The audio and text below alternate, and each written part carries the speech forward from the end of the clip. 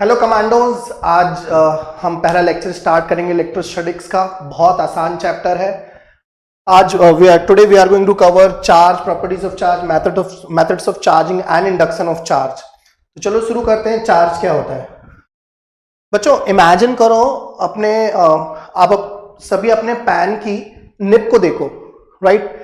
Pan की निप के छोटे से स्फेयर को देखो और इमेजिन करो वो स्फेयर इतना बड़ा है, या आप अपने आप को इमेजिन करो कि आप इतने छोटे हो कि जब आप उस स्फेयर पर गए तो आप एक फुटबॉल के ग्राउंड पे हो, राइट? इमेजिन करो ये आपके पेन का स्फेयर, बॉल पॉइंट का जो पेन होता है उसमें एक छोटा सा स्फेयर है, राइट?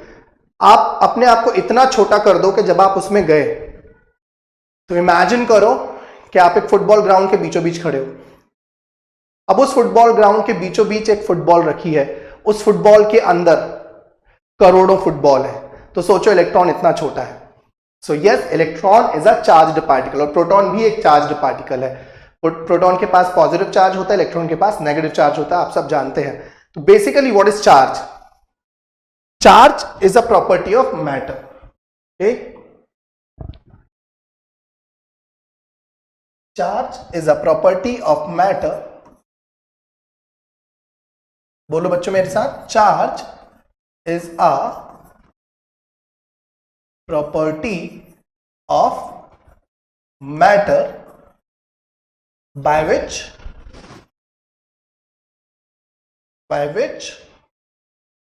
it can experience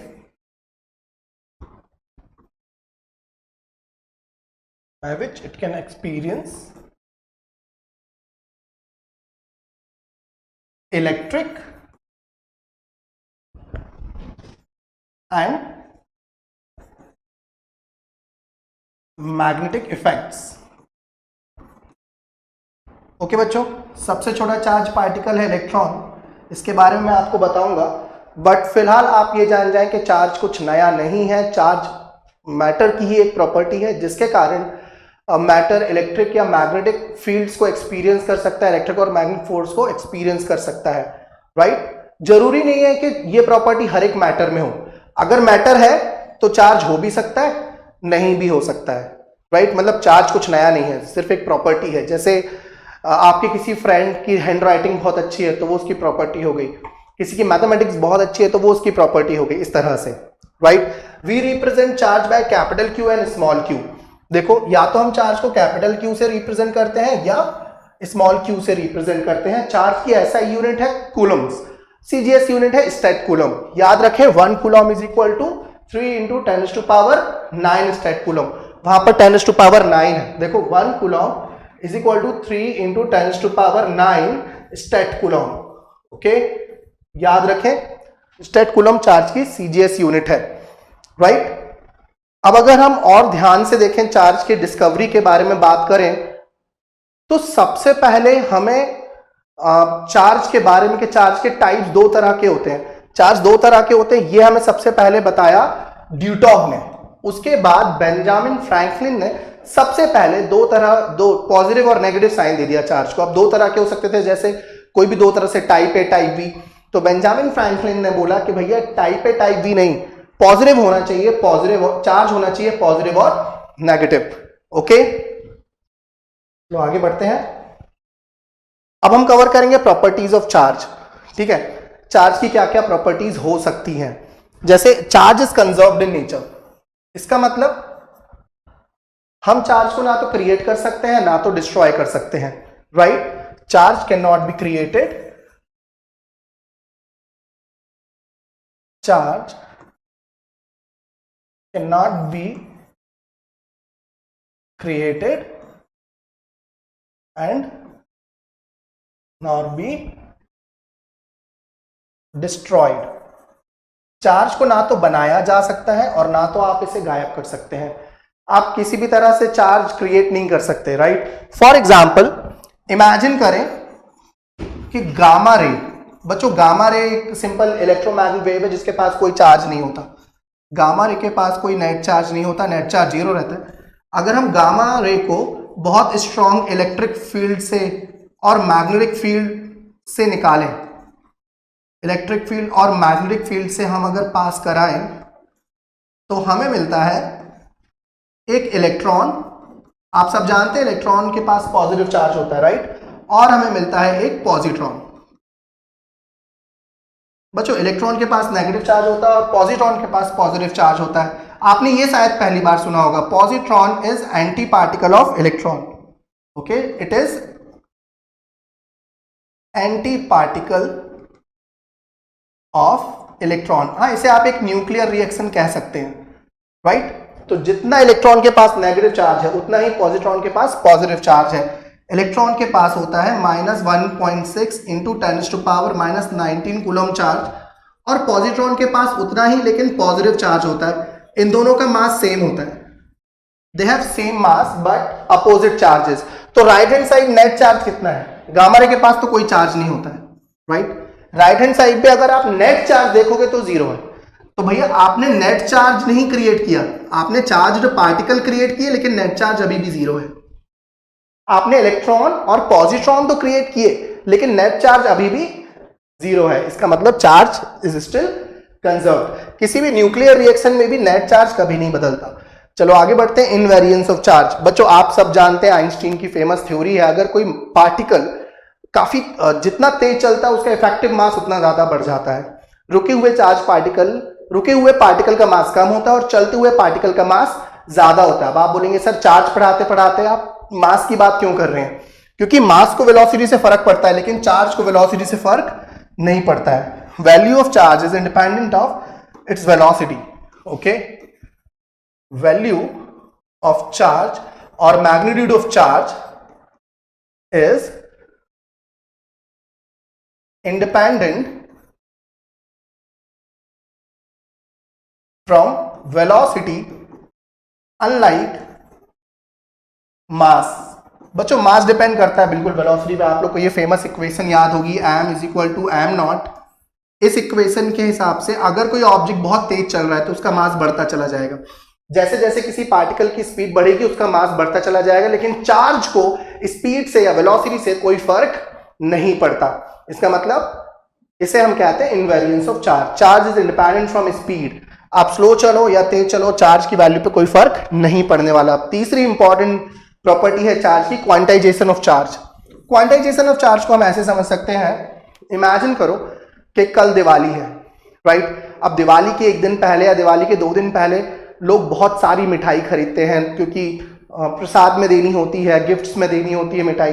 अब मान लो मैं बहुत फेमस मिठाई वाले के यहाँ गया और मैंने उससे बोला भैया एक पेड़ा दे दो, तो बोलेगा भाई एक पेड़ा नहीं मिलेगा, टेस्ट करना है तो बात अलग है। हमने 1 kg के पैक बना लिए हैं तो कम से कम 1 kg मिलेगा, ठीक है। अब मैंने उससे बोला अच्छा 1 kg से कम नहीं मिलेगा, तो आप एक काम करो 1.5 kg दे दो। तो मिठाई वाले ने फिर बोला नहीं, या तो 1 kg मिलेगा या तो 2 kg मिलेगा या 3 kg मिलेगा, मतलब 1 kg के मल्टीपल में मिलेगा, क्योंकि उसने 1 kg के पैक बना लिए हैं, राइट। इसी तरह से सबसे छोटा चार्ज पार्टिकल होता है इलेक्ट्रॉन। हम इलेक्ट्रॉन को फर्दर डिवाइड नहीं कर सकते, राइट। इसका मतलब अगर आपको चार्ज चाहिए है तो वो चार्ज छोटे से छोटा क्या हो सकता है? इलेक्ट्रॉन। और एक इलेक्ट्रॉन में हम चार्ज को ई से रिप्रेजेंट करते हैं, राइट। तो कोई भी अमाउंट ऑफ चार्ज किससे मिलके बनेगा? इलेक्ट्रॉन से मिलके बनेगा। चलो दूसरा एग्जांपल ये मान लो, सपोज सारे सिक्के, सारे कॉइन, सारे नोट जितने भी 100 रुपए, 10 रुपए, 20 रुपए, 200 रुपए और 500 रुपए के जितने भी नोट्स और 2000 रुपए के जो भी नोट अब चल रहे हैं वो सब बंद हो गए। अब मान लो सिर्फ 1 रुपए का सिक्का चलता है, मेरे पास 10 रुपए हैं तो कितने कॉइन्स होंगे? 10। मेरे पास 20 रुपए हैं तो मेरे पास कितने कॉइन्स होंगे? 20। तो अब पैसे रुपए किससे मिलके बन रहे हैं? 1-1 रुपए के सिक्के से। वैसे ही सभी चार्ज ई से मिलके बनेगा, क्योंकि सबसे छोटा free to move possible charge कौन है? इलेक्ट्रॉन। तो सभी चार्ज किससे मिलके बनेंगे? इलेक्ट्रॉन्स। और इलेक्ट्रॉन को फर्दर डिवाइड नहीं कर सकते, E/2 पॉसिबल नहीं है। तो चलो समझते हैं quantization of charge. Any amount of charge, any amount of charge is equal to integral multiple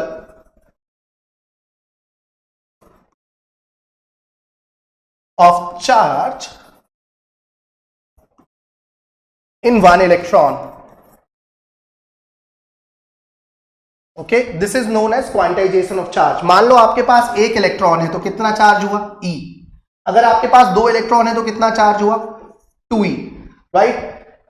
if we have one electron, अगर हमारे पास एक इलेक्ट्रॉन है तो चार्ज हो जाएगा E, दो इलेक्ट्रॉन है तो चार्ज हो जाएगा 2E। इफ वी हैव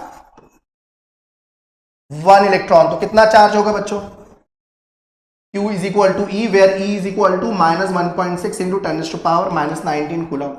मान लो आपके पास दो इलेक्ट्रॉन है तो कितना चार्ज होगा, if we have two electrons, Q is equal to 2E।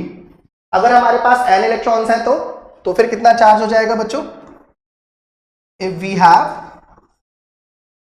n electrons तो हमारे पास चार्ज हो जाएगा Q is equal to Ne। ये फॉर्मूला बन गया quantization of charge, where n is any integer 1 2 3 4 dash dash dash. n/2 possible नहीं है, देखो 1/2 पॉसिबल नहीं है, या क्योंकि इलेक्ट्रॉन को आप फर्दर डिवाइड नहीं कर सकते।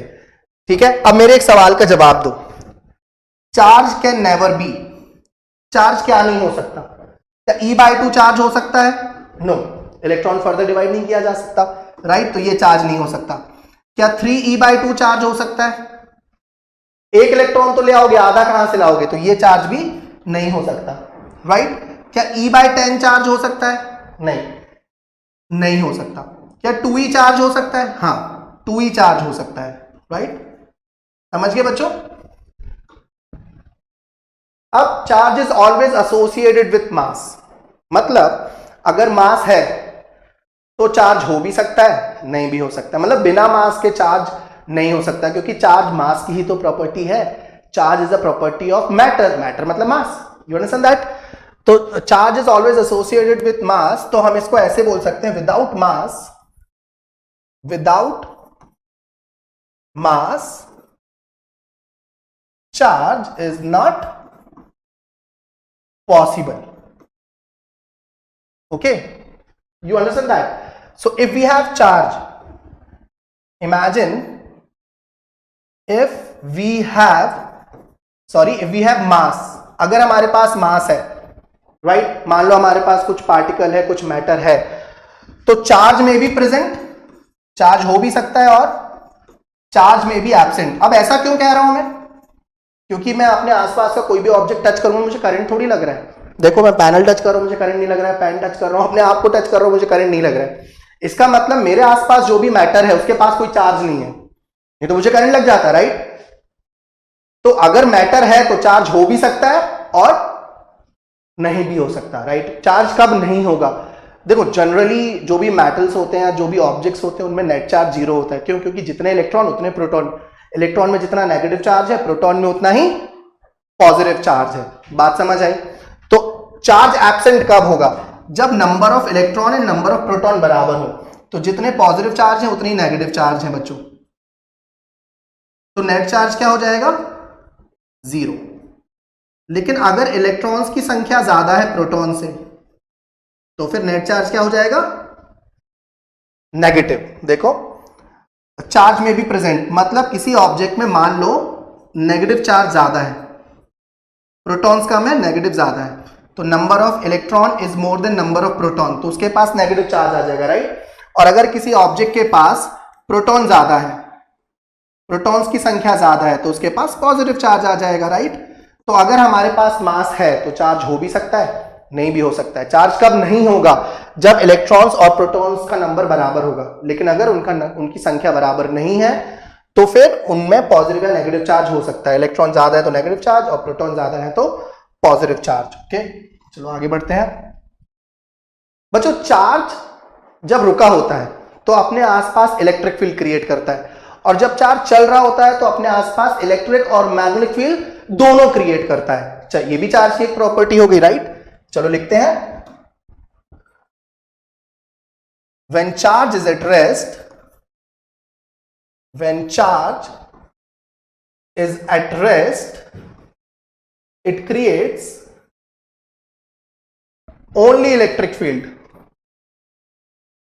only electric field around itself. अब ये इलेक्ट्रिक फील्ड क्या होती है मैं बताऊंगा, लेकिन जब चार्ज चल रहा होता है, when charge is moving, it can create, it creates electric and magnetic field both around itself. Okay बच्चों, तो अ चार्ज एट रेस्ट सिर्फ क्या क्रिएट करेगा, इलेक्ट्रिक फील्ड क्रिएट करेगा अपने आसपास। लेकिन अगर कोई चार्ज, क्योंकि हम चार्ज को क्यू से रिप्रेजेंट करते हैं, मान लो चार्ज मूव कर रहा है, राइट, अगर चार्ज मूव कर रहा है विथ कांस्टेंट वेलोसिटी मान लो, ठीक है, तो ये अपने आसपास इलेक्ट्रिक फील्ड भी क्रिएट करेगा और मैग्नेटिक फील्ड भी क्रिएट करेगा। क्लास 10th में आपने पढ़ा था, राइट। ये भी एक प्रॉपर्टी हो गई चार्ज की, charge can create electric and magnetic field around itself. ये बहुत इंपॉर्टेंट प्रॉपर्टी है। इमेजिन करो तुम्हारी बर्थडे पार्टी में कोई ऐसा आ गया जो तुम्हें बिल्कुल पसंद नहीं है, राइट, या तुम किसी ऐसी पार्टी में चले गए जहां पे तुम भी गए हो और ऐसा कोई आ गया जो तुम्हें बिल्कुल पसंद नहीं है, तो तुम उसके साथ घूमोगे या उससे दूर रहोगे? उससे दूर रहोगे, राइट।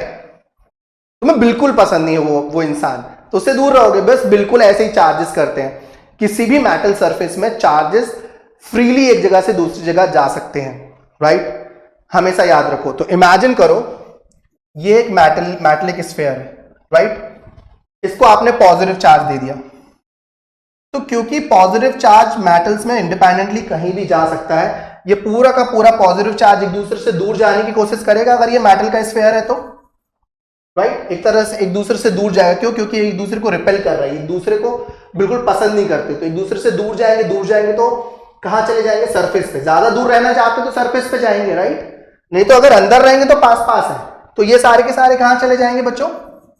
ये पूरा का पूरा चार्ज चला जाएगा मेटल स्फीयर की सरफेस पे। Do you agree? अगर मैं किसी मेटल स्फीयर को नेगेटिव चार्ज दे दूं तो वो नेगेटिव चार्ज भी मेटल स्फीयर की सरफेस पे ही प्रेजेंट रहेगा। Okay, remember this. क्यों? क्योंकि charges can freely move anywhere on the surface of metal. Metal की सरफेस पे चार्ज फ्रीली मूव कर सकता है, राइट। तो जो भी चार्ज आप कभी भी किसी कंडक्टर को देंगे तो वो पूरा का पूरा चार्ज मेटल की सरफेस पे रहने वाला है, याद रखो। और अगर मेटल के पास नेट चार्ज 0 है, मान लो किसी मेटल के पास नेट चार्ज 0 है, गिव मी अ सेकंड,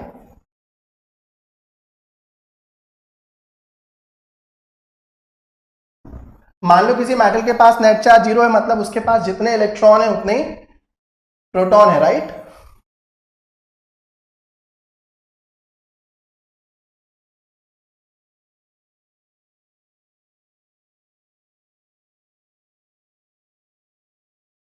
अब इमेजिन करो आपके पास एक मेटल का गोला है जिसके पास नेट चार्ज 0 है, उसमें भी चार्जेस फ्रीली कहीं भी मूव कर सकते हैं, right. Imagine you have a metal sphere, net charge is 0, तो जितने इलेक्ट्रॉन है उतने प्रोटॉन होंगे, तभी तो नेट चार्ज 0 है। चार्ज्ड पार्टिकल तो है लेकिन इलेक्ट्रॉन और प्रोटॉन बराबर संख्या में है, इसलिए नेट चार्ज 0 है, राइट। लेकिन स्टिल याद रखो charges can freely move anywhere on the surface of metal. तो अगर इसके पास में कोई पॉजिटिवली चार्ज रॉड ले आऊं तो बताओ जो इलेक्ट्रॉन्स इस तरफ हैं, जो इलेक्ट्रॉन लेफ्ट हैंड साइड है वो कहां जाएंगे? जो इस तरफ के इलेक्ट्रॉन है वो सारे उस तरफ भागेंगे, पॉजिटिव से अट्रैक्ट होंगे या नहीं होंगे? तो देखते ही देखते कुछ ही देर बाद आपको एक कुछ ऐसा नजारा देखने को मिलेगा, सारा इस तरफ के जो भी नेगेटिव चार्ज है वो उधर चले जाएंगे, राइट। जो भी नेगेटिव चार्ज है वो उस तरफ अक्यूमुलेट हो जाएंगे और आपको कुछ ही देर में ये देखने को मिलेगा। गिव मी अ सेकंड, सारे नेगेटिव चार्ज इस तरफ इकट्ठे हो गए, जो इस तरफ नेगेटिव पॉजिटिव के ग्रुप थे वो पॉजिटिव को छोड़ आए और नेगेटिव उस तरफ इकट्ठे हो गए, लेकिन नेट चार्ज अभी भी 0 है, राइट। 6 इधर है, 6 इधर है, नेट चार्ज अभी भी 0 है। क्यों? ऐसा क्यों हुआ? क्योंकि मेटल की सरफेस पे चार्ज बिल्कुल फ्रीली कहीं भी जा सकता है, राइट। इसी को हम कहते हैं इंडक्शन ऑफ चार्ज, लेकिन नेट चार्ज अभी भी 0 है, राइट। तो क्या सीखा आपने? जब भी आप किसी मेटल को चार्ज दो पूरा का पूरा चार्ज उसकी सरफेस पे रहेगा। क्यों? क्योंकि अगर पॉजिटिव चार्ज दिया है तो वो भी एक दूसरे से दूर जाएगा, सरफेस पर रहने की कोशिश करेगा। पॉजिटिव चार्ज दिया है तो वो भी सरफेस पे जाएगा, नेगेटिव चार्ज दिया है तो वो भी सरफेस पे जाएगा और दूर रहने की कोशिश करेगा। राइट, समझ में आया? चलो अब आगे बढ़ते हैं। चलो ये लिख लेते हैं, when we give charge to a metal body, बोलो बच्चों, when we give charge to a metal body, entire charge कहां जाएगा? एंटायर चार्ज बोलो जल्दी, remains on surface of metal. याद रखोगे, जब भी आप मेटल की सरफेस को कोई भी चार्ज दोगे, पूरा का पूरा चार्ज मेटल की सरफेस पे रहने वाला है, कभी भी चार्ज मेटल के अंदर नहीं जाने वाला। राइट, तो इसके आगे हम क्वेश्चन करेंगे। एक और पॉइंट लिख लो, charge is free to move anywhere on the surface of metal. Charge can move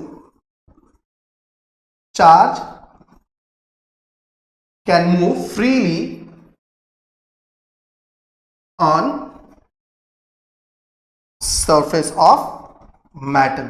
आगे बढ़े, चलो। हाँ, बहुत इंपॉर्टेंट पॉइंट, हमेशा याद रखो कि चार्ज हमेशा, अगर किसी मेटल के पास चार्ज है और मेटल एकदम स्फेरिकल है, राइट, एकदम गोल मेटल है, अगर ऐसी है मेटल, परफेक्ट स्फेयर है मान लो, right, I hope you can see this, तो चार्ज एक जैसा डिस्ट्रीब्यूट होगा।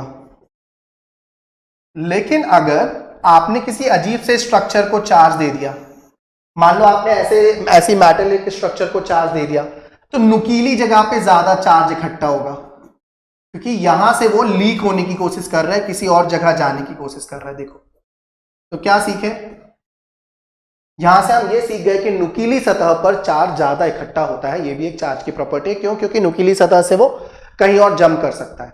राइट, ये देखो मैंने नेक्स्ट डायग्राम में भी दिखाया है तुम लोगों को। तो चार्ज नुकीली सतह पर ज्यादा एक्यूमुलेट होता है। इसका उल्टा ये समझो कि अगर सतह एक जैसी है, सरफेस एक जैसी है, तो चार्ज एक जैसा डिस्ट्रीब्यूट हो जाएगा। लेकिन अगर सरफेस एक जैसी नहीं है तो शार्प एजेस पे चार्ज ज्यादा इकट्ठा होगा। राइट, अब अपन देखते हैं methods of charging.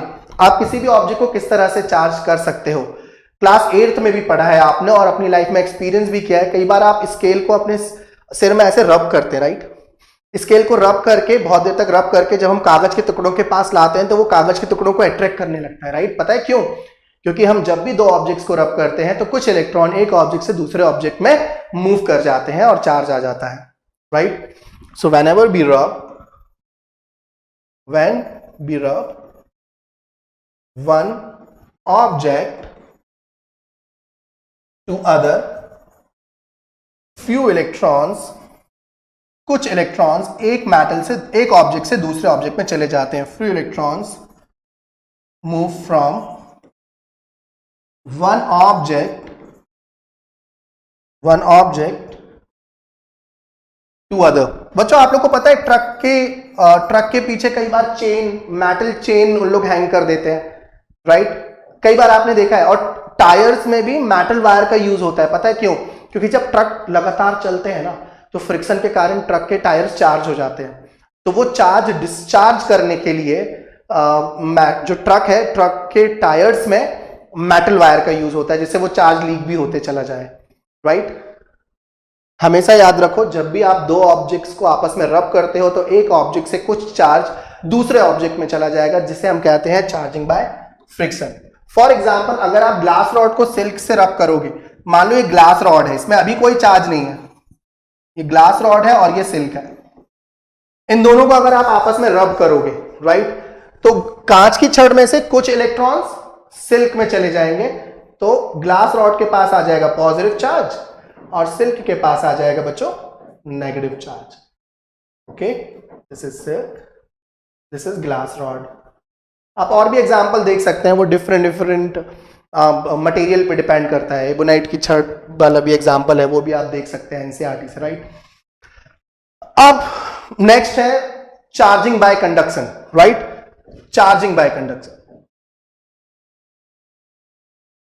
Charging by conduction. अब आप सब तो जानते हैं कि metals are very good conductors of heat and current, electricity. Class 8th में पढ़ा है आपने, 10th में पढ़ा है।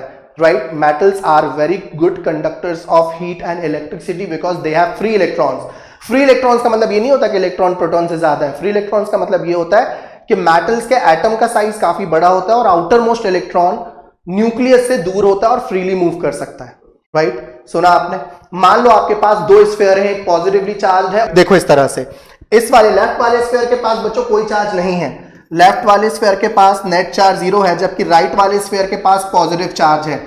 अब अगर इन दोनों स्फीयर्स को हम एक बार टच कर दें, दोनों एक जैसे आइडेंटिकल मेटलिक स्फीयर है, इन दोनों को मैंने टच कर दिया, क्या होगा?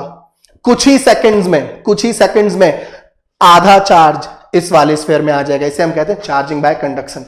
Right?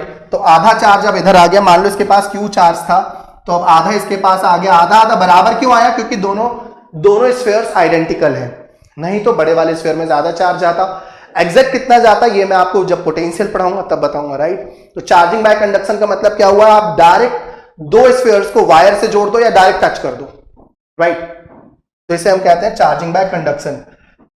Last and the most important one, charging by induction.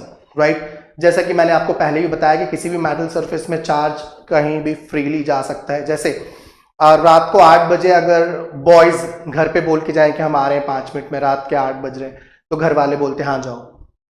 लेकिन अगर रात को 10 बजे बोले तो भी हाँ ठीक है चले जाओ. लेकिन अगर गर्ल्स बोले कि हमें रात में घूमने जाना है, वैसे मुझे ऐसा एग्जांपल नहीं देना चाहिए, लेकिन ना उनको परमिशन नहीं मिलती. बिल्कुल इसी तरह से अगर आप कोई नॉन मेटल ले लोगे या इंसुलेटर ले लोगे, तो इंसुलेटर में चार्जेस इतना इजीली नहीं मूव कर पाते. लेकिन मेटल्स में वो पॉजिटिव चार्ज हो या नेगेटिव चार्ज हो, बहुत इजीली मूव कर पाता है. राइट? और अगर आप एक आइसोलेटेड मेटल पीस लो तो उसमें नंबर ऑफ इलेक्ट्रॉन और प्रोटॉन जनरली बराबर होते हैं. आप आसपास कोई भी रखी हुई मेटल का ऑब्जेक्ट टच करो, आपको करंट नहीं लगेगा. राइट? जैसे ये मेरी वॉच में ये मेटल है, मैंने इसको टच किया, मुझे करंट नहीं लगा. क्यों? क्योंकि इसके पास नेट चार्ज 0 है. जितने इलेक्ट्रॉन है उतने ही प्रोटॉन है. तो जनरली अगर आप एक मेटल पीस उठाओगे, मान लो मैंने एक मेटल का गोला उठाया, मेटल का स्फीयर उठाया, इसके पास नेट चार्ज 0 है. इसके पास नेट चार्ज 0 क्यों है बच्चों? क्योंकि इसके पास जितने इलेक्ट्रॉन है उतने प्रोटॉन है. राइट? अब इमेजिन करो मैं इसके पास एक पॉजिटिवली चार्ज्ड रॉड लेके आया, टच नहीं किया, सिर्फ पास में लाया. बताओ क्या होगा? जल्दी से बताओ क्या होगा? मैंने आपको पहले भी बताया था. बताओ जल्दी क्या होगा?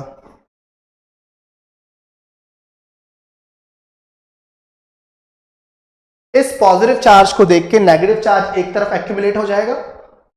टच नहीं किया है अभी, बस पास लाए हैं. तो ऐसा क्यों हुआ? अरे मैंने कितनी बार बताया आपको, पॉजिटिव मेटल की सरफेस पे charges are free to move anywhere, but still net charge is 0 in the metal. Still net charge is 0 क्योंकि जितने इलेक्ट्रॉन है उतने ही प्रोटॉन है. राइट? और अभी पॉजिटिवली चार्ज रॉड को यहीं रहने दो. ठीक है? अब बच्चों याद रखो, अर्थ को जितने भी, अर्थ इतना बड़ा स्फीयर है बच्चों कि उसको जितने भी इलेक्ट्रॉन दो वो ले सकती है, और अर्थ से जितने चाहे इलेक्ट्रॉन चाहिए वो दे देती है. मतलब earth can give any number of electron and earth can take any number of electron. Earth electron ले भी सकती है और इलेक्ट्रॉन दे भी सकती है. राइट? याद रखना. चलो देखो, अभी मैंने क्या करा, सिर्फ एक पॉजिटिवली चार्ज रॉड पास लेके आया एक न्यूट्रल स्फीयर के, तो नेगेटिव चार्ज एक तरफ इकट्ठा हो गया, पॉजिटिव चार्ज एक तरफ इकट्ठा हो गया, क्योंकि पॉजिटिव ने नेगेटिव को उस तरफ खींच लिया. राइट? अब क्या होगा नेक्स्ट? अब आप सोचें, इमेजिन करो मैंने इस स्फीयर को मेटल से, अर्थ से जोड़ दिया. ठीक है? इसको हम कहते हैं अर्थिंग. इसको हम कहते हैं अर्थिंग. राइट? इसका मतलब मैंने एक वायर के थ्रू इस मेटल को अर्थ से जोड़ दिया. राइट? तो पता है क्या होगा? रॉड अभी तक वैसे ही है, रॉड अभी तक मैं रखा हूं वैसे का वैसे ही. तो मैंने बोला था ना, अर्थ कितने भी इलेक्ट्रॉन दे सकती है, कितने भी इलेक्ट्रॉन ले सकती है. तो यहां पे जो पॉजिटिव चार्ज थे ना, इन पॉजिटिव चार्जेस ने अर्थ से इलेक्ट्रॉन खींचना शुरू कर दिया, और ये इलेक्ट्रॉन जा जाके एक एक करके इन पॉजिटिव चार्जेस को क्या कर देंगे? न्यूट्रल. समझ रहे हो? अर्थ इलेक्ट्रॉन दे रही है. हाँ, अर्थ इलेक्ट्रॉन दे भी सकती है और ले भी सकती है. जितने भी इलेक्ट्रॉन चाहिए अर्थ देगी, जितने भी इलेक्ट्रॉन तुम दोगे अर्थ ले लेगी. हम मानते हैं अर्थ की कैपेसिटी इनफाइनाइट है इलेक्ट्रॉन लेने और देने की. राइट? प्रैक्टिकली हम ऐसा मानते हैं. तो ये इलेक्ट्रॉन्स आ रहे हैं और एक एक करके इन पॉजिटिव चार्जेस को क्या करते जा रहे हैं? न्यूट्रल. तो कुछ ही देर में क्या होगा, ये सारे के सारे पॉजिटिव चार्ज न्यूट्रल हो जाएंगे। Do you agree with that? सारे के सारे पॉजिटिव चार्ज अगर न्यूट्रल हो जाएंगे तो क्या होगा, जल्दी बताओ क्या होगा फिर। इमेजिन अगर सारे पॉजिटिव चले गए तो इस स्फीयर के पास सिर्फ कौन से बचे, नेगेटिव चार्ज। और वो क्यों नहीं गए अर्थ में? जब सारे पॉजिटिव चार्ज अर्थ में चले गए थे, या अर्थ से नेगेटिव चार्जेस ने आके पॉजिटिव को न्यूट्रल कर दिया था, तो मैंने तो बोला था अर्थ इलेक्ट्रॉन ले भी सकती है, दे भी सकती है। तो अर्थ इन वाले इलेक्ट्रॉन को क्यों नहीं खींच पा रही अपने पास, बताओ जल्दी। क्योंकि ये जाना चाहते हैं लेकिन नहीं जा पा रहे। क्योंकि किसने रोक के रखा है, बताओ जल्दी, इस रॉड ने, राइट। तो अब आप पहले अर्थिंग हटाओ फिर रॉड हटाना, ठीक है। चलो अगली स्लाइड में आते हैं। कहां तक आ गए थे हम? इस तरह से अर्थ जुड़ी थी, नेगेटिव चार्ज अर्थ में नहीं जा पा रहे थे। क्यों? क्योंकि हमने रॉड इधर पे लगा के रखी थी, टच नहीं किया है, सिर्फ पास में रखी है रॉड। अब अगर हम अर्थिंग को हटा दें, अब अगर हम अर्थ रिमूव कर दें, रॉड को मत हटाना, अभी अर्थ चली गई। अब रॉड को हटा दो। अब आप रॉड को हटा देंगे तो ये नेगेटिव चार्ज इस मेटल स्फीयर में इक्वली डिस्ट्रीब्यूट हो जाएगा, देखो, ठीक है। तो अब ये मेटल कैसा चार्ज हो गया? नेगेटिवली चार्ज्ड, नेगेटिवली चार्ज्ड हो गया ये मेटल स्फीयर, राइट। पिछले स्लाइड में क्या था, देखो शुरुआत कैसे की थी, एक बार फिर से समझते हैं। आपके पास एक मेटल स्फीयर था जिसके पास नेट चार्ज 0 था, जितने इलेक्ट्रॉन थे उतने प्रोटॉन थे। तो हम इसके पास एक पॉजिटिवली चार्ज रॉड लेके आए। पॉजिटिवली चार्ज रॉड को देख के सारे इलेक्ट्रॉन एक तरफ इकट्ठे हो गए और प्रोटॉन उधर दूर चले गए। तो लेकिन नेट चार्ज अभी भी 0, जितने इलेक्ट्रॉन उतने ही प्रोटॉन, बस एक इधर उधर हो गए। अब फिर हमने अर्थ जोड़ दी। अर्थ क्या करती है? अर्थ इलेक्ट्रॉन दे भी सकती है और इलेक्ट्रॉन ले भी सकती है। तो अभी फिलहाल तो अर्थ ने इन पॉजिटिव चार्जेस को देखा और इलेक्ट्रॉन देना शुरू कर दिया, लो इलेक्ट्रॉन, लो इलेक्ट्रॉन। तो वो इलेक्ट्रॉन्स के कारण क्या हुआ, ये पॉजिटिव गायब होना शुरू हो गए, न्यूट्रल हो गए। यार पॉजिटिव नेगेटिव 0, समझ गए। तो बस एक तरफ चार्ज ही नहीं बचे और दूसरी तरफ नेगेटिव चार्ज बचे। अब ये रॉड है, टच नहीं कर रहे रॉड, है उसके पास, अभी है रॉड।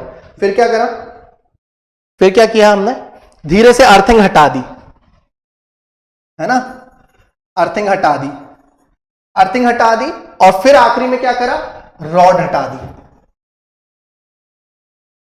तो हमारे पास एक नेगेटिवली चार्ज्ड स्फीयर बच गया। तो इस तरह से मैंने इंडक्शन की मदद से एक मेटल को, एक स्फीयर को, जो कि नेट चार्ज 0 था, अब उसके पास कुछ चार्ज है, ठीक है। अभी तो मैंने नेगेटिव चार्ज दिया, अगर मुझे पॉजिटिव चार्ज देना है तो क्या करोगे, हम नेगेटिवली रॉड चार्ज पास में ले आएंगे। तो मान लो तुम्हारे पास एक स्फीयर है जिसके पास नेट चार्ज 0 है, ठीक है, इसके पास नेट चार्ज 0 है।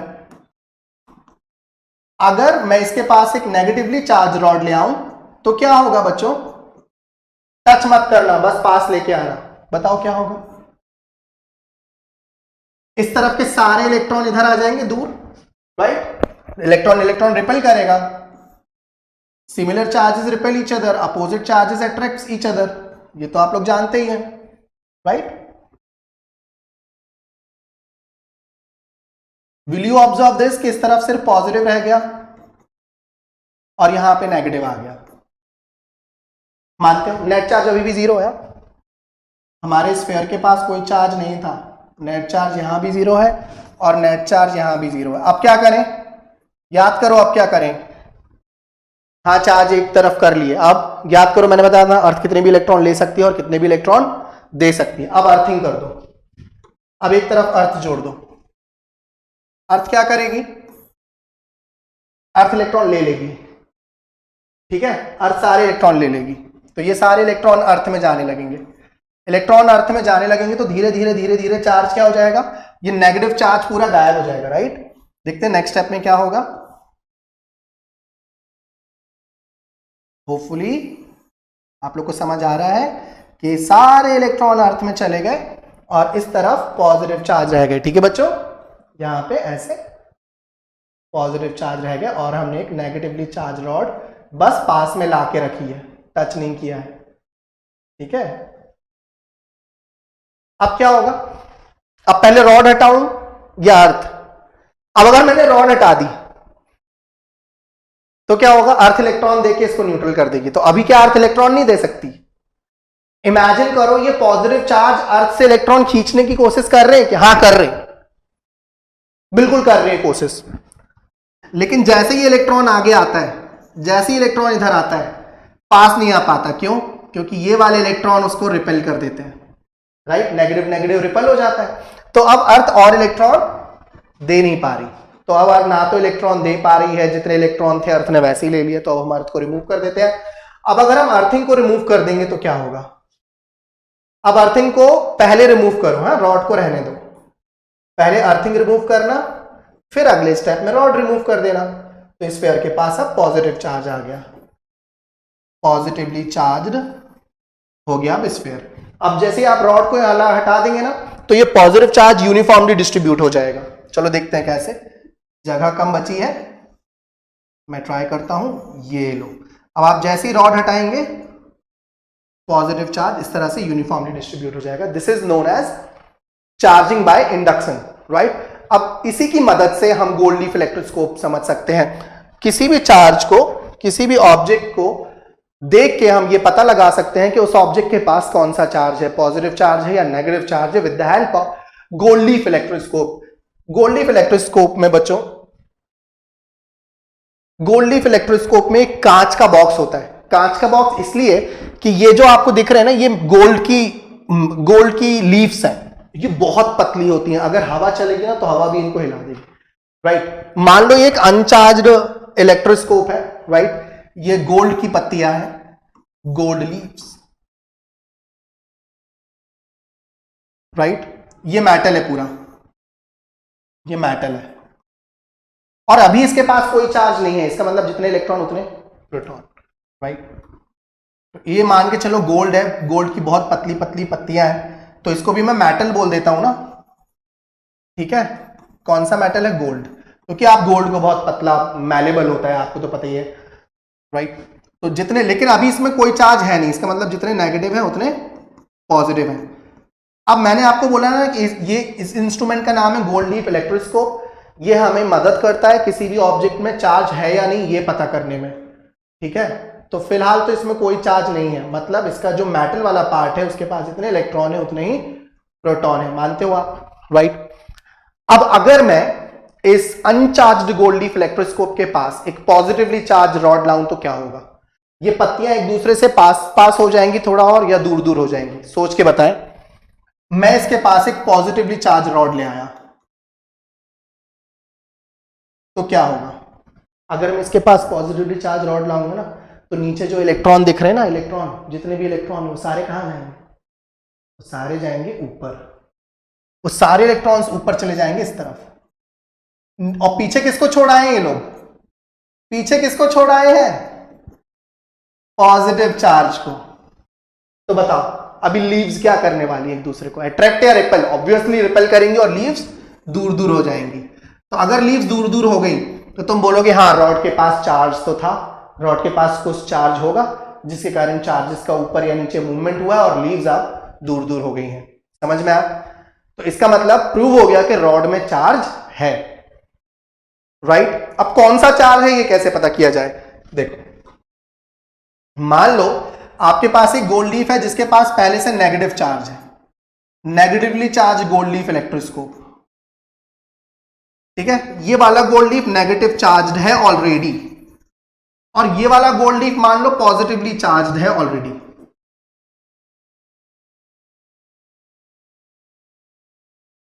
ठीक है। अब मेरे पास एक रॉड है, उसमें हमें नहीं पता कौन सा चार्ज है, ठीक है। लेकिन उस रॉड को जब मैं इसके पास लाता हूं, कोई चार्ज तो है, रॉड में कोई चार्ज तो है, लेकिन जब मैं इसके पास लाता हूं तो पत्तियां फैल जाती हैं, ठीक है। इस चार्ज रॉड को इसके पास लाने पे पत्तियां फैल रही हैं, दूर दूर हो रही हैं, दे आर गोइंग अपार्ट। और इस चार्ज रॉड को इसके पास लाने पे चार्ज रॉड को टच नहीं कर रहे हैं, पास ला रहे हैं, ये जो लीव्स है वो पास पास आ रही हैं। तो बताइए रॉड में कौन सा चार्ज होगा? मेरे हिसाब से रॉड में पॉजिटिव चार्ज है, पता है क्यों? क्योंकि रॉड का पॉजिटिव चार्ज देख के ये सारे पॉजिटिव चार्ज नीचे जाएंगे और नीचे पॉजिटिव चार्जेस की संख्या बढ़ जाएगी। पॉजिटिव पॉजिटिव रिपेल करेगा ना, तो ये पूरा पॉजिटिव चार्ज इस रॉड के पॉजिटिव चार्ज को देख के नीचे जाएगा और नीचे पॉजिटिव चार्ज बढ़ जाएगा, राइट? ये वाला पॉजिटिव चार्ज, ये पूरा पॉजिटिव चार्ज कहां आ जाएगा? नीचे आ जाएगा रिपेल करके। तो नीचे पॉजिटिव चार्जेस की संख्या बढ़ जाएगी तो लीव्स और ज्यादा दूर दूर हो जाएगी, मानते हो? और फिर वही रॉड इधर लाएं तो अब इस पॉजिटिव चार्ज को देख के सारे इलेक्ट्रॉन्स ऊपर चले जाएंगे, ये सारे इलेक्ट्रॉन अट्रैक्ट हो जाएंगे ना पॉजिटिव से, तो ऊपर चले जाएंगे। तो पहले तो लीव्स रिपेल कर रही थी, अब लीव्स कम रिपेल कर रही है, क्यों? क्योंकि पूरा नेगेटिव चार्ज ऊपर चला गया। समझ आया, राइट? तो गोल्ड लीफ इलेक्ट्रोस्कोप की मदद से आप ये पता लगा सकते हैं कि जो भी ऑब्जेक्ट आपके पास है उसके पास नेगेटिव चार्ज है या पॉजिटिव चार्ज है, राइट? चलो अब आगे चलते हैं। अब मैं आपके लिए कुछ बहुत ही आसान क्वेश्चन लाया हूं based on the based of properties of charges, right? इन सवालों की मदद से अगर मेरे से एक या दो पॉइंट को छूट गया है तो वो अब हम कवर कर लेंगे, राइट? चलो करते हैं पहला question. Which of the following charge is not possible? इनमें से कौन सा चार्ज पॉसिबल नहीं है? मैंने आप लोगों को बताया था कि सबसे छोटा चार्ज इलेक्ट्रॉन होता है, इलेक्ट्रॉन से छोटा चार्ज नहीं होता है, right? The smallest free to move charge is electron.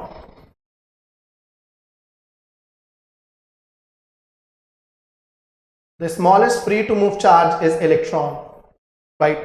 और इलेक्ट्रॉन में चार्ज होता है -1.6 इंटू 10⁻⁻19 कूलम। इससे छोटा चार्ज पॉसिबल नहीं है, राइट? अब हम देखते हैं कि इनमें से कौन सा चार्ज पॉसिबल नहीं है। बच्चों यहां पे ये पावर -18 है, हाँ मैं लिख देता हूं, ये पावर -18 है, यहां पे ये -19 है, यहां पे -20 है, राइट? तो इनमें से कौन सा चार्ज पॉसिबल नहीं? ये तो पॉसिबल है, राइट? यहां पे चार्ज पावर -19 है, यहां पे पावर -18 है। आप इसका मतलब क्या हुआ? 1.6 इंटू 10⁻⁻18 का मतलब क्या हुआ? पता है इसका मतलब हुआ 10 इलेक्ट्रॉन्स। पूछो क्यों? देखो ई की वैल्यू रख के देखो यहां पे, ठीक है? तो ये आ जाएगा ना, हाँ तो ये तो पॉसिबल है, 10 इलेक्ट्रॉन जितना चार्ज हो सकता है। So this first one is possible, first is possible. और सेकंड तो ई के बराबर है, सेकंड तो पॉसिबल है ही, राइट? सेकंड तो पॉसिबल है। अब थर्ड क्या है? ये क्या होता है? 1.6 इंटू 10⁻⁻20, ये कितना हुआ? ये पता कब आएगा? जब आप इलेक्ट्रॉन को 10 से, एक इलेक्ट्रॉन के चार्ज को 10 से डिवाइड करोगे। क्यों? क्योंकि 1.6 इंटू 10⁻⁻19 बाई 10 तो आ गया 10⁻⁻20। लो इलेक्ट्रॉन को आधा तो कर नहीं सकते, इनको 10 भाग करने हैं, नहीं होता भैया, ये नहीं चलेगा, इलेक्ट्रॉन के 10 हिस्से नहीं हो सकते, तो ये वाला चार्ज इंपॉसिबल है, सी वाला चार्ज इंपॉसिबल, राइट? चलो नेक्स्ट क्वेश्चन की तरफ चलते हैं। बहुत इंपॉर्टेंट क्वेश्चन। देखो मैंने आपको एक बहुत इंपॉर्टेंट पॉइंट नहीं बताया, किसी भी ऑब्जेक्ट में चार्ज के प्रेजेंट होने का श्योर टेस्ट है रिपल्सन, क्योंकि एक चार्ज बॉडी अनचार्ज बॉडी को भी अट्रैक्ट कर सकती है, ठीक है? The sure test of presence of charge is repulsion. क्यों? देखो मैं बताता हूं। मान लो मेरे पास एक वो जो न्यूट्रल बॉडी है ना, वो न्यूट्रल बॉडी जो है वो पॉजिटिव चार्ज से भी अट्रैक्ट हो जाती है और नेगेटिव चार्ज से भी अट्रैक्ट हो जाती है, ठीक है? अब मान लो मेरे पास एक ऐसा ऑब्जेक्ट है जिसमें नेट चार्ज 0 है और वो मेटल का है, ठीक है? इसको मैं एक बार लेके आया पॉजिटिव चार्ज के पास, जब मैं इसको पॉजिटिव चार्ज के पास लाऊंगा तो क्या होगा? इस पॉजिटिव को देख के इस मेटल का नेगेटिव चार्ज इस तरफ आ जाएगा और पॉजिटिव चार्ज इस तरफ आ जाएगा, राइट? तो बताओ नेगेटिव पॉजिटिव के बीच की दूरी कम है और पॉजिटिव पॉजिटिव के बीच की दूरी ज्यादा। आप जानते हैं कि नेगेटिव और पॉजिटिव एक दूसरे को अट्रैक्ट करता है कि नहीं करता है? तो यहां पे फोर्स ऑफ अट्रैक्शन थोड़ा सा ज्यादा है और force of positive positive repel करेंगे, लेकिन वो एक दूसरे से दूर दूर है, तो रिपल्सन उतना ज्यादा नहीं है जितना ज्यादा अट्रैक्शन है। तो बताओ एक न्यूट्रल बॉडी को पॉजिटिवली चार्ज बॉडी क्या करेगी? सभी बच्चे बोलेंगे क्या? Attract, right? लेकिन अगर मैं इस न्यूट्रल बॉडी को नेगेटिवली चार्ज ऑब्जेक्ट के पास ले गया होता तो क्या होता? सोचो।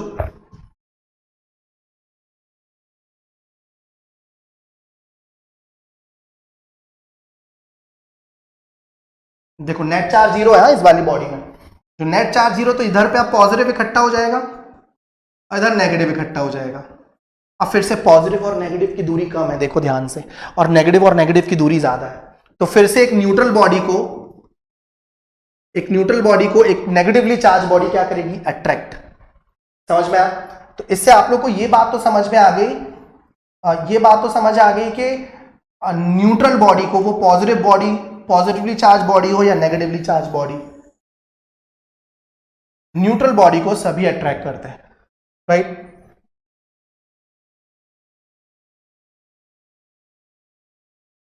ये हम साइड में रख लेते हैं,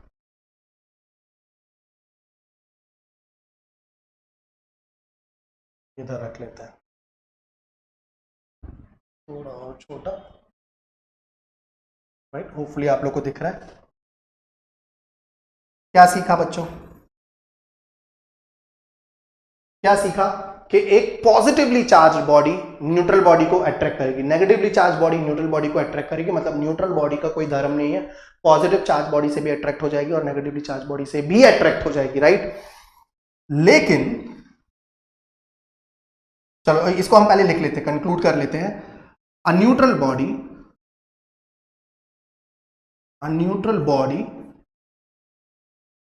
gets attracted towards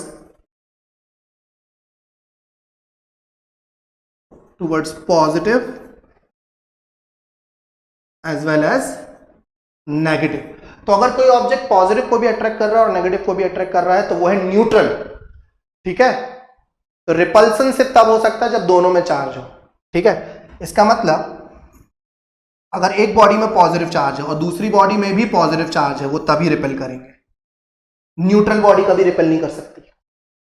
always remember, neutral body can not repel, neutral body only can attract, okay? अगर दो बॉडीज में नेगेटिव चार्ज है तो फिर वो रिपेल करेंगे, ठीक है? तो व्हाट इज कंक्लूजन? कंक्लूजन ये है कि रिपल्सन इज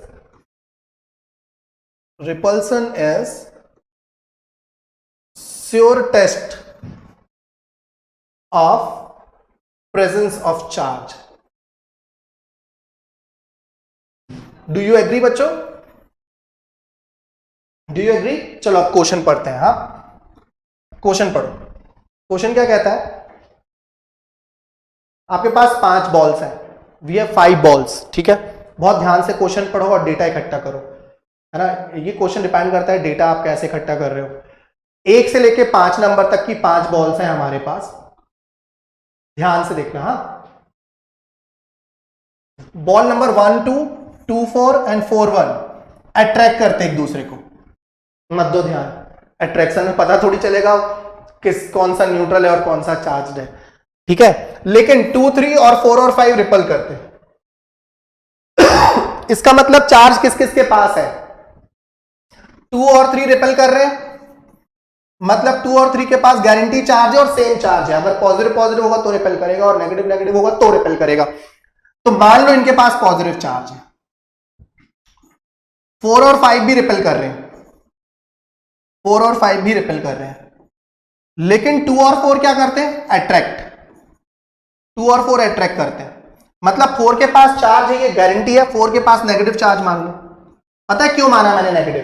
क्योंकि 2 के पास पॉजिटिव मान लिया है और 4 और 2 अट्रैक्ट करते। क्वेश्चन पढ़ो, 4 और 2 अट्रैक्ट करते हैं, देखो ध्यान से, 2 और 4 अट्रैक्ट करते हैं, लेकिन 2 और 3 और 4 और 5 रिपेल करते हैं। तो 2 और 3 पे मैंने पॉजिटिव मान लिया, 4 और 5 पे मैंने नेगेटिव मान लिया। अब 2 और 4 कर रहे थे अट्रैक्ट, तो 2 के पास अगर पॉजिटिव है तो 4 के पास क्या है? नेगेटिव।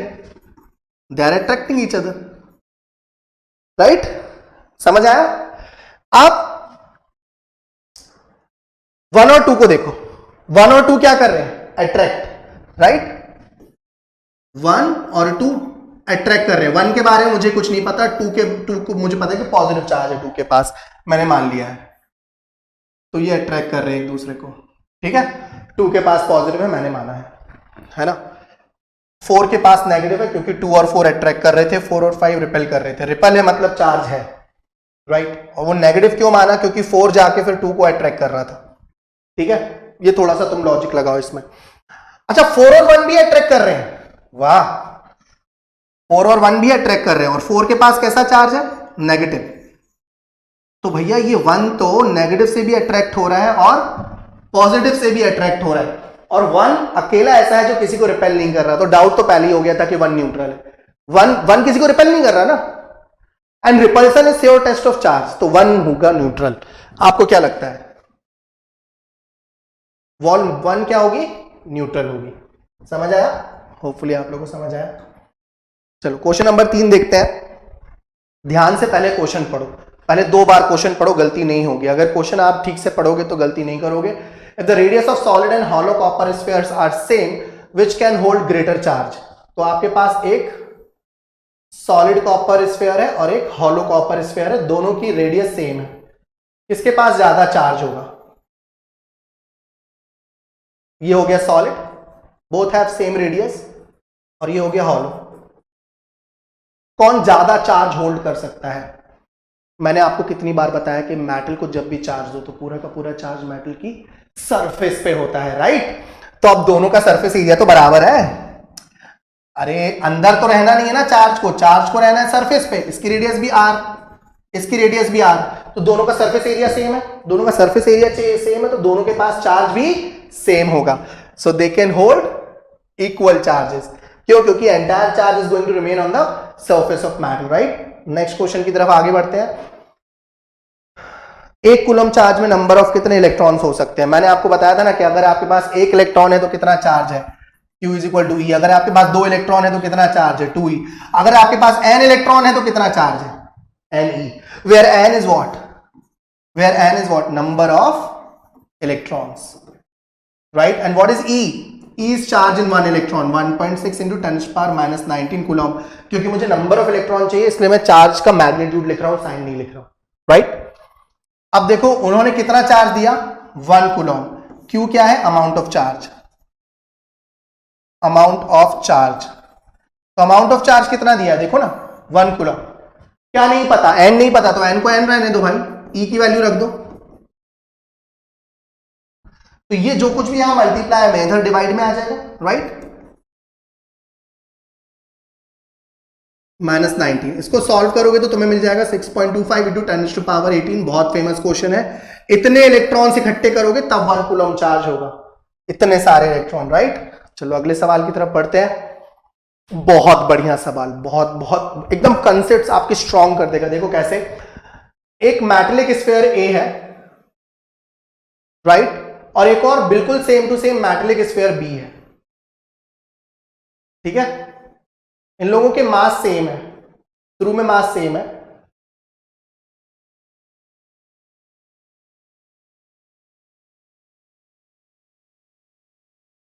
ए को पॉजिटिव चार्ज दिया बच्चों, राइट, और बी को equal amount of negative charge दिया, ठीक है। तो पहले कोई चार्ज नहीं रहा होगा, तो ए को पॉजिटिव चार्ज कैसे दे सकते हैं। किसी भी मेटल को चार्ज देने का एक ही तरीका, या तो उसमें से इलेक्ट्रॉन ले लो या तो उसको इलेक्ट्रॉन दे दो। प्रोटॉन नहीं ले सकते भाई, प्रोटॉन न्यूक्लियस के अंदर होते हैं, और अगर आपने न्यूक्लियस में से प्रोटॉन निकाल दिए तबाही, न्यूक्लियर बॉम्ब। समझ में आया, आपको तो पता ही है ना एटम का स्ट्रक्चर, इलेक्ट्रॉन चक्कर लगा रहे होते हैं, राइट, और बीच में होता है न्यूक्लियस, न्यूट्रॉन और प्रोटॉन्स होते हैं उसमें, राइट। तो किसी भी एटम में से आप प्रोटॉन्स निकाल सकते हो ना, सॉरी शक्तिमान, प्रोटॉन नहीं निकल सकते। तो किसी भी एटम को आप इलेक्ट्रॉन दे सकते हो या उसमें से इलेक्ट्रॉन निकाल सकते हो, प्रोटॉन को इधर उधर नहीं कर सकते, तो केमिकल रिएक्शन हो जाएगी, राइट। तो अब अगर मुझे किसी भी ऑब्जेक्ट को चार्ज देना है तो मैं क्या कर सकता हूं, या तो उसमें से इलेक्ट्रॉन निकाल लूं या उसको इलेक्ट्रॉन दे दूं। अब मान लो ए के पास कोई चार्ज नहीं था पहले, जितने नेगेटिव थे उतने पॉजिटिव थे, राइट। अब आपने ए को कौन सा चार्ज दिया बच्चों, पॉजिटिव चार्ज दिया। तो पॉजिटिव चार्ज कैसे दे सकते हो, इलेक्ट्रॉन निकाल के, राइट। तो अगर आप ए में से इलेक्ट्रॉन निकाल रहे हो, इलेक्ट्रॉन निकाल दो, ए में से इलेक्ट्रॉन निकालो, खींचो बाहर, निकालो इलेक्ट्रॉन, तो ए के पास क्या बचा, ए कैसा हो गया, ए पॉजिटिवली चार्ज हो गया, राइट, क्योंकि ए में से कुछ इलेक्ट्रॉन्स आपने बाहर निकाल लिए, राइट। अब बी के पास भी ऐसे ही था, बी के पास पहले तो कोई चार्ज था नहीं, फिर आपने बी को नेगेटिव चार्ज दिया। तो बी को नेगेटिव चार्ज कैसे दिया, प्रोटॉन तो निकाल नहीं सकते, तो और इलेक्ट्रॉन दे दो, बी को और इलेक्ट्रॉन देते जाओ, तो बी में नेगेटिव चार्ज आ गया। तो बी को नेगेटिव चार्ज कैसे दिया आपने? इलेक्ट्रॉन दे देके, राइट।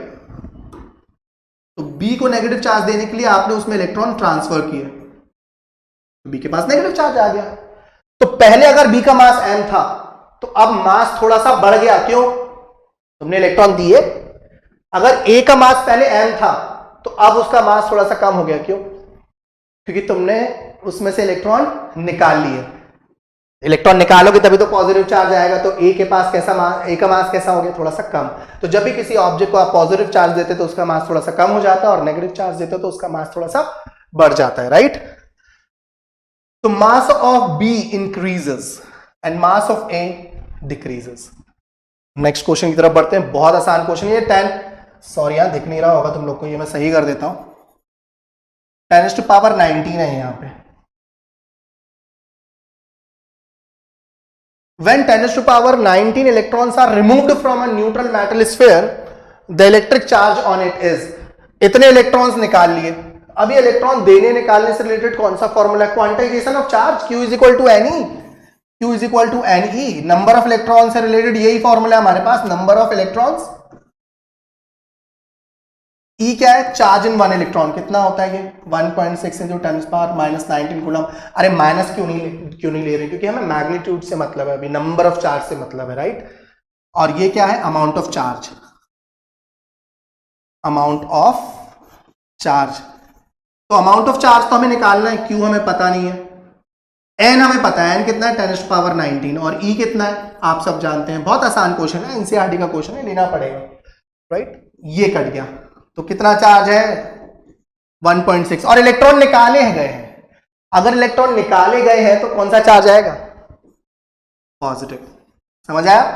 हैंडल कर पाओगे इस तरह के questions?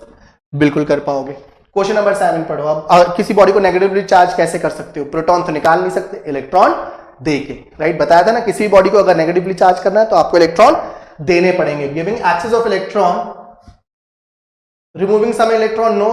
Giving some proton from, no. Removing some neutrons, no. Giving access of electrons to it from it, to it. Giving access of proton to it. Okay. Hopefully आप लोगों को समझ में आया। बिल्कुल कमांडोज की तरह हम ट्रेनिंग करने वाले हैं, एक एक क्वेश्चन करेंगे। थ्योरी में अगर कोई छोटा सा पॉइंट रह जाएगा तो क्वेश्चन के थ्रू कवर करेंगे, डोंट वरी। बहुत आसानी से सही समय पे सिलेबस हम पूरा करने वाले हैं। Bye bye, take care.